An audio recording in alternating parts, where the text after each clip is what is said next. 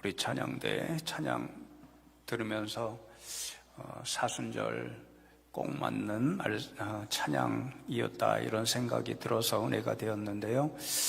사순절 이 기간에는 주님의 십자가 고난을 묵상하면서 지내는 절기이고 우리에게 십자가밖에 없다 그 은혜를 또 깨닫고 고백하는 절기잖아요.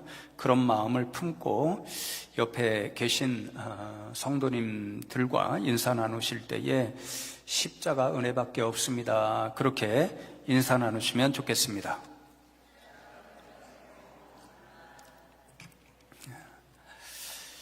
오늘 본문 창세기 3장 19절 말씀을 다시 봉독해 드리면서 말씀을 나누면 좋겠습니다. 내가 흙으로 돌아갈 때까지 얼굴에 땀을 흘려야 먹을 것을 먹으리니 내가 그곳에서 취함을 입었음이라. 너는 흙이니 흙으로 돌아갈 것이니라 하시니라. 그렇게 말씀하죠. 교회의 전통을 보면 이 말씀이 사순절에 굉장히 중요한 말씀입니다. 우리가 사순절 매년 제의 수요일부터 시작되잖아요. 지난 수요일이 제의 수요일이었는데 성경을 보면 하나님께 죄를 지은 인생이 그 죄를 깨닫고 뉘우치며 회개하며 나아갈 때에 죄를 뒤집어 씁니다. 그러니까 제2의 수요일에서 그 죄는 하나님 앞에 죄인됨을 깨닫는 인생이 회개한다. 회개의 날로부터 사순절이 시작된다. 이렇게 생각할 수 있는 거죠. 근데 교회 전통을 보면 지금도 천주교회는 이런 전통이 남아 있는 것 같습니다. 이 제2의 수요일에 성도님들이 교회에 모여 예배할 때에 중요한 의식 하나를 했습니다. 1년 전, 그러니까 올해 2025년 지난 수요일 제2의 수요일이라면 1년 전 2024년도 종려주일, 예수님께서 이제 고난 받으시러 마지막 예루살렘 입성할 때에 온 사람들이 환호하면서 호산나 다윗의 자손이여 이렇게 외치면서 종려나무 가지를 막 흔들었잖아요. 1년 전에 교회에서 사용했던 종려나무 가지를 바싹 말려놓은 다음에 1년 후 제2수요일이 되는 때에 그것을 태워서 재로 만들어서 곱게 갈아놓습니다. 그리고는 제2수요일에 나와 있는 성도님들에게 예배 시간에 이제 집례자가 그 재를 묻혀서 이마에 십자가 표시로 묻혀줍니다. 그러면 성도님들 이마마다 그 재로 새겨진 십자가가 있겠죠. 그렇게 집례자가 그 재를 묻히면서 그 성도님에게 기억하라고 들려주는 말씀이 바로 창세기 3장 19절 오늘 말씀 맨 마지막 부분입니다. 사람은 흙에서 왔으니 흙으로 돌아간다는 것을 기억하십시오. 이렇게 권면합니다. 그러니까 교회의 전통은요, 이 사순절을 오늘 말씀 너는 흙이니 흙으로 돌아갈 것이니라 이 말씀과 더불어 시작되는 거죠. 그럼 왜 교회는 사순절을 이 창세기 3장 19절 말씀과 더불어 시작하는 것일까요? 여러분 묵상집 읽고 여러분이 정리해 보셨으면 금방 알 수 있는데 이 사순절을 지나면서 이 창세기 3장 19절 말씀을 묵상함으로 시작하는 것은요, 이 말씀에 우리가 사순절 내내 기억하고 고백해야 할 두 가지 영적인 의미가 있기 때문에 그렇습니다. 오늘은 그 두 가지를 나누고 함께 찬양하고 잠시 기도하면 좋겠는데요. 첫 번째로 너는 흙이니 흙으로 돌아갈 것이니라 이 하나님의 선포는 너는 죄인이므로 죽을 수밖에 없다. 이 사실을 잊지 말고 깨달으라는 그런 뜻이 담겨져 있습니다. 하나님께서 아담과 하와를 창조하신 후에 그들을 위해 에덴 동산을 만들어 주셨습니다. 에덴 동산은 부족한 것이 하나도 없는 그야말로 낙원이었습니다. 그 낙원을 하나님께서 아담에게 주시면서 우리가 잘 아는 창세기 2장 17절 말씀을 보시면 선악을 알게 하는 나무의 열매는 먹지 말라. 내가 먹는 날에는 반드시 죽으리라. 그렇게 말씀하십니다. 동산에 수많은 나무가 있는데 그 모든 나무의 열매는 다 따먹어도 좋지만 선악을 알게 하는 선악과의 나무는 건드리지 말라. 그 열매는 따먹지 말라. 그렇게 하면 반드시 죽게 될 것이다. 하나님께서 경고하시면서 명령하셨습니다. 그런데 간사한 뱀이 유혹하죠. 야, 하나님이 왜 선악과를 따먹지 말라고 하신 줄 알아? 너희가 죽기 때문이 아니라 너희가 그 선악과를 따먹으면 너희가 하나님처럼 될 수 있기 때문에 그런 거야. 그러니 선악과 먹어도 결코 죽지 않아. 이렇게 유혹했을 때에 그만 유혹을 이기지 못하고 선악과를 따먹었습니다. 선악과를 따먹지 말라 하는 하나님의 말씀에 불순종하는 죄를 범하고 만 거지요. 그때 하나님께서 마치 재판장으로 범죄한 아담을 불러 세우시고는 선고한 심판의 말씀이 너는 흙이니 흙으로 돌아갈 것이니라. 내가 나의 말에 불순종하는 죄를 범하였으니 내가 말한 대로 너는 반드시 죽게 될 거야. 이렇게 말씀하셨습니다. 여러분, 아담이 어떻게 되었나요? 하나님 말씀하신 대로 죽어서 흙으로 돌아갔습니다. 여러분, 이것이 성경의 교훈이지요. 로마서 6장 23절 전반절을 보시면 죄의 싹은 사망이요, 그렇게 말씀합니다. 죄는 그 마지막이 죽음이라는 거죠. 죄의 결과는 죽음입니다. 죄의 짝이 죽음이기 때문에 죄는 결단코 생명과 짝하여 함께 갈 수 없습니다. 하나님께서 오늘 이어지는 말씀 3장 이제 22절로 24절 말씀에 보면 아담에게 이것을 분명히 깨달으라고, 너는 흙이기 때문에 흙으로 돌아간다. 너는 나의 말씀에 불순종하는 죄를 범하였기 때문에 반드시 죽고 만다. 이것을 잊지 않도록 특단의 조치를 취하셨습니다. 이렇게 말씀하죠. 여호와 하나님이 이르시되 보라, 이 사람이 선악을 아는 일에 우리 중 하나같이 되었으니 그가 그의 손을 들어 생명나무 열매도 따먹고 영생할까 하노라 하시고, 여호와 하나님이 에덴 동산에서 그를 내보내어 그의 근원이 된 땅을 갈게 하시니라. 이같이 하나님이 그 사람을 쫓아내시고 에덴 동산 동쪽에 그룹들과 두루 도는 불칼을 두어 생명나무의 길을 지키게 하시니라. 그렇게 말씀합니다. 하나님께서 그룹들, 천사들이라고 할 수 있죠. 그룹들과 불칼로 생명나무를 지키게 하셔서 아담, 사람이 그 생명나무에 접근해서 그 과실을 따먹지 못하도록 지키게 하셨습니다. 그 이유가 무엇이라고 적혀 있습니까? 아담이 생명나무 열매를 먹고 영생할까봐 그렇게 하셨다. 그러니까 아담이 영생하지 못하도록 생명나무를 지키게 하셨습니다. 22절에 보면 이 사람이 선악을 아는 일에 우리 중 하나같이 되었으니 그렇게 말씀하죠. 아담이 뱀의 유혹에 넘어가서 하나님 말씀하신 그것을 불순종하고 선악과를 따먹었는데 그 결과 선악을 아는 일에 하나님과 하나같이 되었다. 하나님과 똑같이 되었다. 하나님처럼 되었다. 그 말씀입니다. 그러니까 이제 하나님과 아담, 하나님과 사람 사이에 오로지 하나만의 차이가 남아 있습니다. 그게 무엇일까요? 하나님은 영생하고 아담은 죽는다는 것, 사람은 죽는다는 사실, 영생할 수 없다라는 거죠. 하나님께서 생명나무를 지키게 하심으로 아담아, 너희 인생들아, 너희는 나처럼 영생할 수 없어. 너희는 흙으로 지어졌기 때문에 흙으로 돌아가는 죄인이기 때문에 죽을 수밖에 없어. 그 사실을 분명히 알려주셨습니다.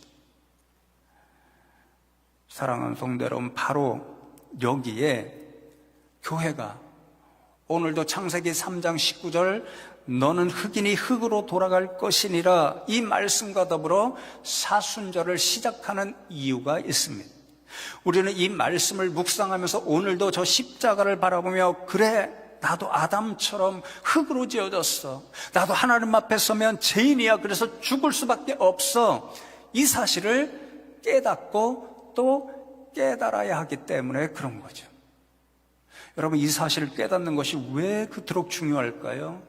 우리가 아담처럼 흙으로 지어졌고 죄인이기 때문에 하나님 앞에 서면 죽을 수밖에 없다는 사실을 깊이 깨달으면 깨달을수록 그 사람은요, 내가 어떻게 죄로부터 벗어날 수 있을까? 어떻게 하면 죄의 결과인 죽음으로부터 구원받을 수 있을까? 생명을 얻을 수 있을까? 그런 관심이 생기고 믿음이 시작될 수 있기 때문에 그런 거죠. 제가 대학 시절에 철학을 공부했잖아요. 철학은 여러분이 흔히 생각하는 운명을 보아주는 그런 운명 철학관, 그것이 아닙니다. 철학은 지혜를 탐구하는 학문입니다. 그러니까 지혜를 탐구하는 철학자들이 제일 많이 하는 것이요, 깊은 생각입니다. 사색입니다.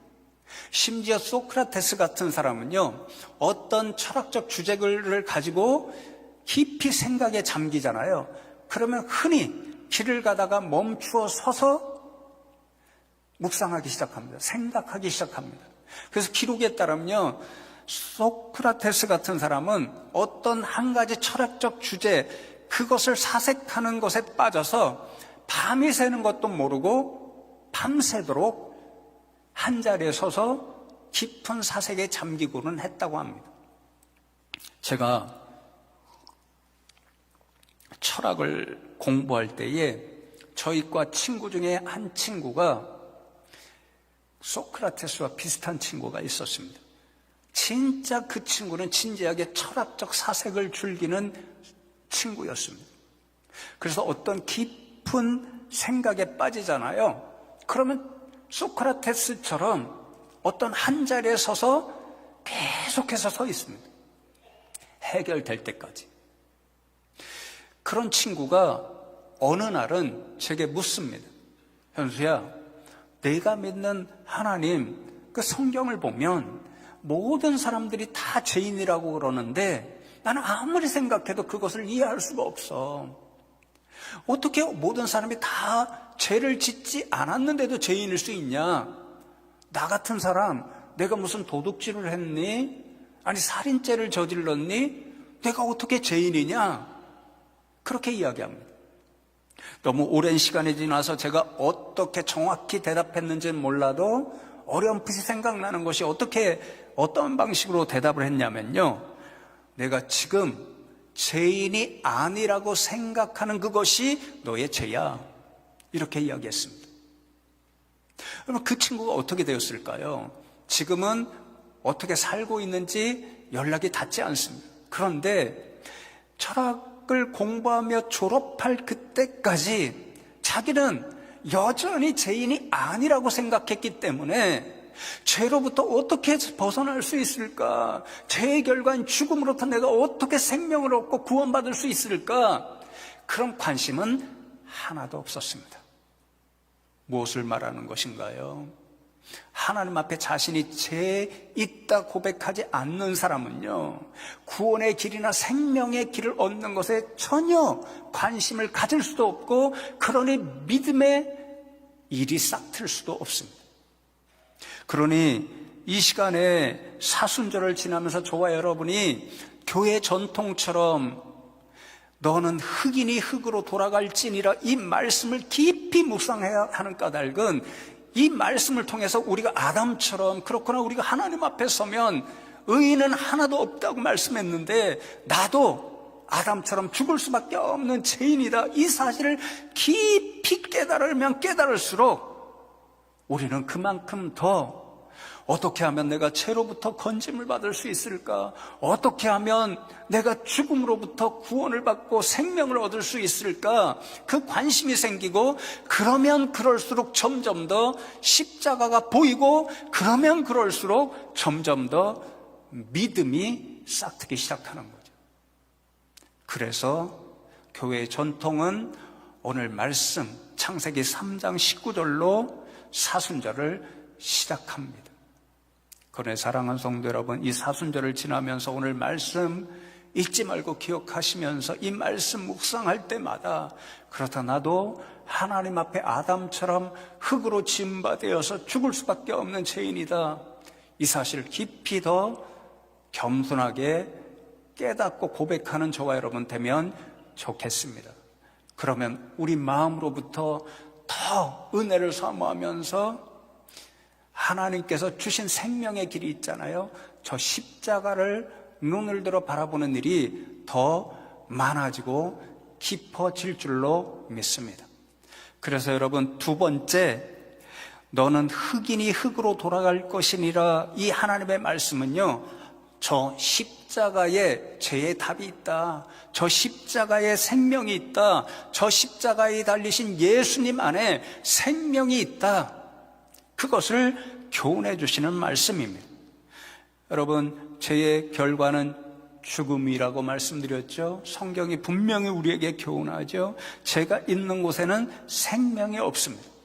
그러니 여러분, 이 생명을 얻으려면 어떻게 해야 될까요? 죄의 원인인, 죽음의 원인인 죄의 문제가 해결되어야 합니다. 죄의 문제가 해결되어야 죽음의 문제가 해결되고 생명을 얻을 수 있는 거죠. 여러분, 우리 그것은요, 세상에서도 우리가 흔히 볼 수 있는 사실입니다. 저는 개인적으로 왕이 있잖아요, 대통령이 있잖아요. 그들이 행사할 수 있는 가장 은혜로운 권세가 뭐라고 생각하냐면요, 사면권이라고 생각합니다. 사면권. 그래서 옛날에도 왕 한마디면 죽을 수밖에 없었던 죄를 저지른 어떤 사람이 사면받고 살아나잖아요. 오늘날도 대통령의 어떤 특별한 날 되면 특별 사면을 해주잖아요.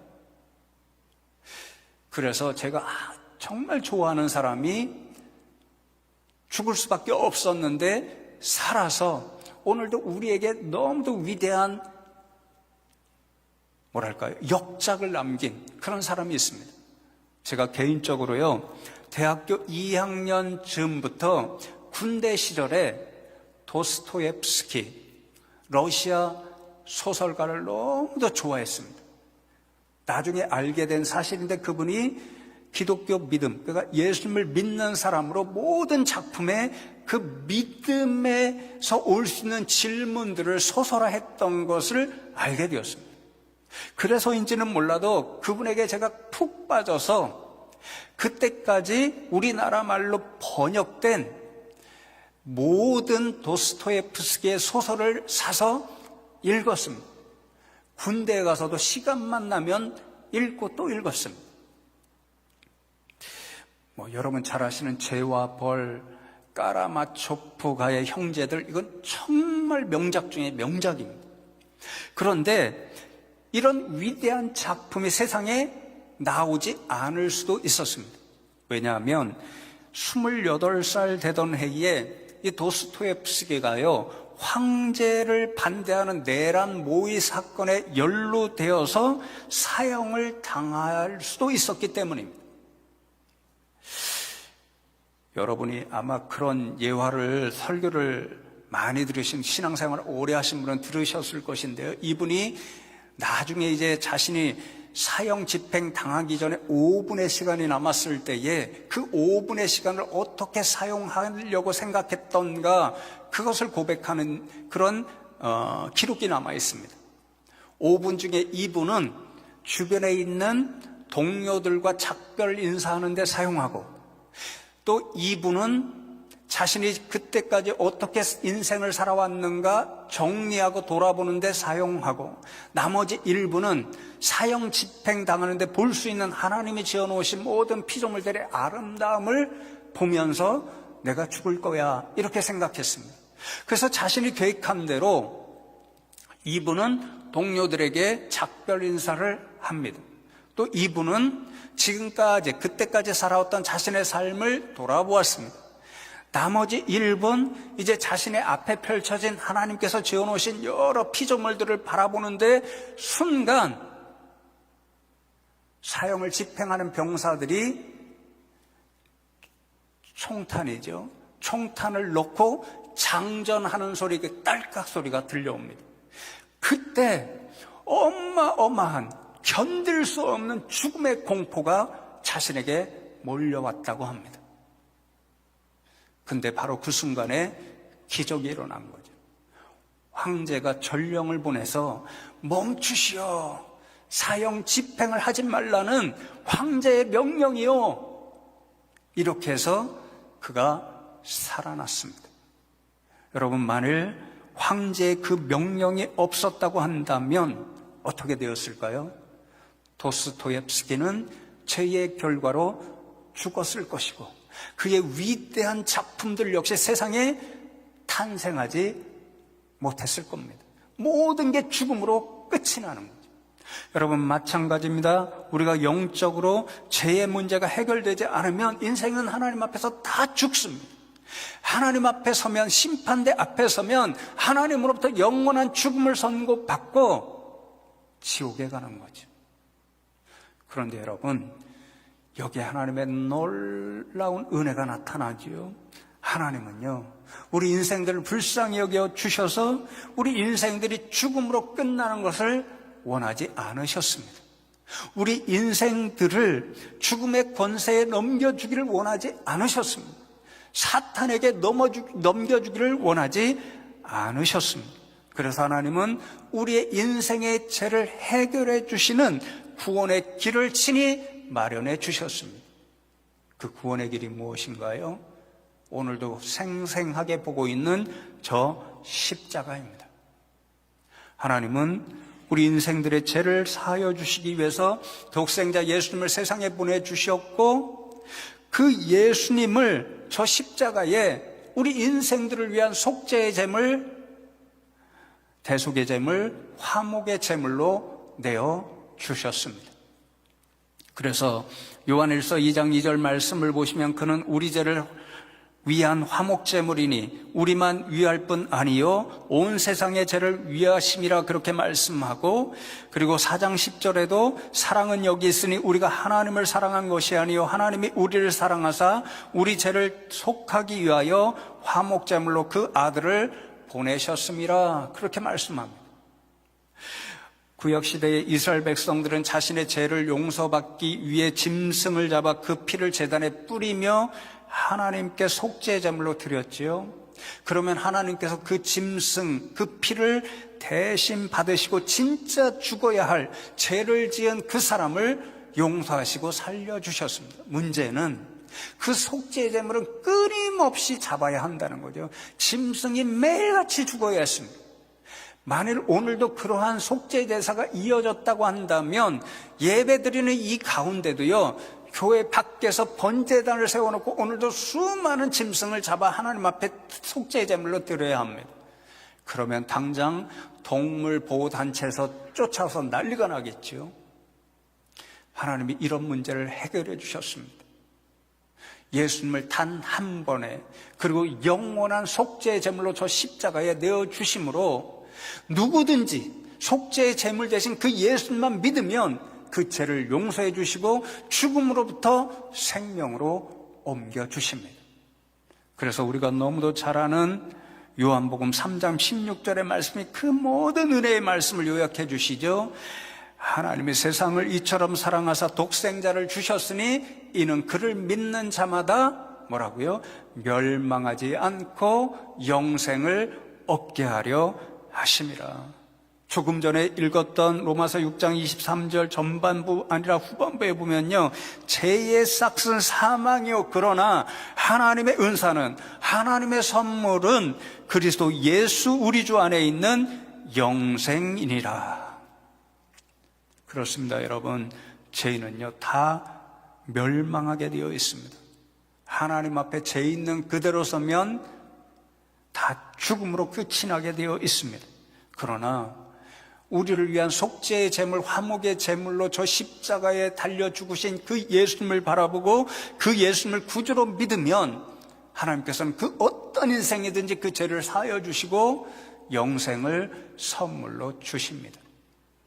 그래서 묵상집의 결론이 무엇인가요? 11쪽에 보면 하나님의 생명의 은총을 가로막는 것이 인간의 죄이며 다시 회복하시는 하나님의 방법이 십자가입니다. 하나님은 십자가를 통해 생명의 은총을 주셨습니다. 아멘이죠. 여러분, 저는 이 사실이요, 얼마나 크고 놀라운 기적 중에 기적이고 은혜 중에 은혜인지를 여러분 조금 전에 읽어드린 창세기 3장 22절로부터 24절의 말씀을 읽으면서 어느 순간 정말 전율하듯이 깨달았습니다. 여러분, 다시 한번 생각해 보십시오. 하나님의 말씀을 불순종하고 선악과를 따먹어서 하나님처럼 선악을 알게 된 아담에게 하나님께서 특단의 조치를 내린 것이 생명나무로 가는 길을 막으시고 그래서 열매를 따먹지 못하게 하시는 일이었습니다. 그것을 통해서 하나님께서 아담과 그의 후손 우리 인생들에게 분명히 한 가지 교훈을 주셨습니다. 너희는 흙이야. 죽을 수밖에 없어. 나처럼 영생할 수 없어. 그 사실을 분명히 깨닫게 하셨습니다. 그런데 여러분, 저 십자가는 오늘 우리에게 무엇을 생생하게 교훈하나요? 아담처럼 죽을 수밖에 없는 인생이 저 십자가에 달리신 예수님만 믿으면 죽음이 아니라 생명, 그것도 영원히 살 수 있는 영생을 선물로 얻는다는 것입니다. 기적 아닌가요? 은혜 아닌가요? 왜요? 하나님께서요, 마지막 남아있는 하나님과 사람 사이에 차이도 거두셨다는 뜻입니다. 선악을 알게 되는 그것이 똑같이 되므로 하나님께서 사람과 인생 사이에 하나의 차이만 남겨두셨습니다. 하나님은 영생하고 사람은 죽을 수밖에 없다는 그 차이만 남겨놓으셨는데 저 십자가의 은혜를 통해서 그 차이마저도 거두시고 모든 인생들이 하나님처럼 선악도 알고 하나님처럼 영생도 할 수 있는 은혜를 주셨습니다. 그러니 여러분, 옆에 있는 분들 우습게 보시면 안 됩니다. 우리가 흔히 작은 예수라고 하시죠. 여러분, 옆에 있는 분은 똑같이 작은 하나님이라고 칭할 수 있는 분들입니다. 하나님처럼 선악을 알게 되고 십자가를 통해서 하나님처럼 영생할 수 있기 때문에 그렇습니다.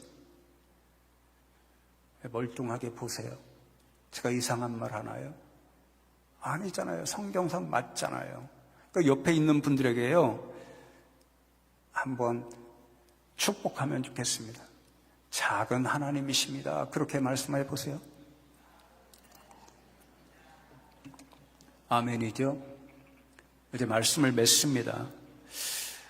한 짧은 글을 읽어드리려고 하는데요. 로마노 과르디니 신부라는 분이 쓴 거룩한 표징이라는 책에 제라고 하는 짧은 글이 적혀 있습니다. 제가 좀 빠른 속도로 읽어드리면, 장미가 한 송이 곱게 피었다. 어제까지도 수줍게 봉우리만 짓고 있더니 어느새 살며시 피어 있다. 주옥 같은 이슬방울 하나하나에 이른 아침 햇살이 고여 있다. 꽃잎에도 새벽에 물들어 있다. 새로운 그것이다. 그것을 누가 와서 싹둑 베어갔다. 병에 꽂아놓고 한동안 보더니 곧 실증이 났는지 아궁이에 넣어버렸다. 잠깐 사이에 그 아름다움이 재가 되어 버렸다. 불이 이렇게 잠깐 사이에 하는 일을 세월은 끊임없이 모든 살아있는 것에 하고 있다. 잎이 무성한 고사리에서부터 날씬한 코스모스, 몇 아름씩 되는 느티나무까지도 다 마찬가지다. 가볍게 나풀대는 나비도 그렇고 날쌘 제비도 그렇다. 재빠른 다람쥐도 육중한 황소도 다름없다. 상처로든 병으로든 불에 타서든 굶주려서든 꽃 피었던 모든 생명이 언젠가는 재가 되게 마련이다. 또렷하던 모습은 바람에 이리저리 날리는 한 줌 재가 되고 영롱하던 오색은 거무스레한 가루가 되고 만다. 그토록 따스하게 움트던 민감한 생명이 저 메마르고 죽은 흙, 아니 흙만도 못한 재가 되어버린다. 우리라고 다를 바 없다. 우리도 열린 무덤 앞에 놓인 해골 곁에 한 줌 재라도 보면 얼마나 소름이 끼치던가. 사람아, 명심하라. 너는 흙이고 흙으로 돌아가리라. 성도 여러분, 그렇습니다. 세월 앞에 모든 살아있는 것들, 우리 인생도 결국 죽어서 한 줌의 재로 남겨지게 되어 있습니다. 이 사순절 동안에 우리의 흙됨, 결국 한 줌 재로 돌아갈 연약함을 깨닫고 고백할수록 눈을 들어 저 십자가에 달리신 우리의 구세주 되신 예수님을 더 소망하며 살아가는 저와 여러분 다 되시기를 주님의 이름으로 축복합니다. 기도하겠습니다. 하나님 감사합니다.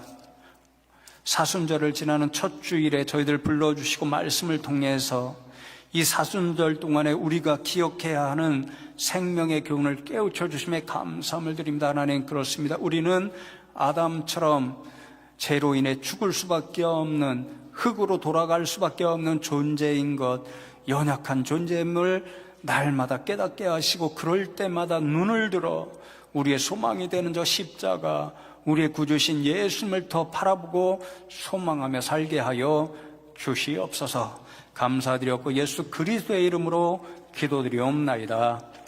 아멘.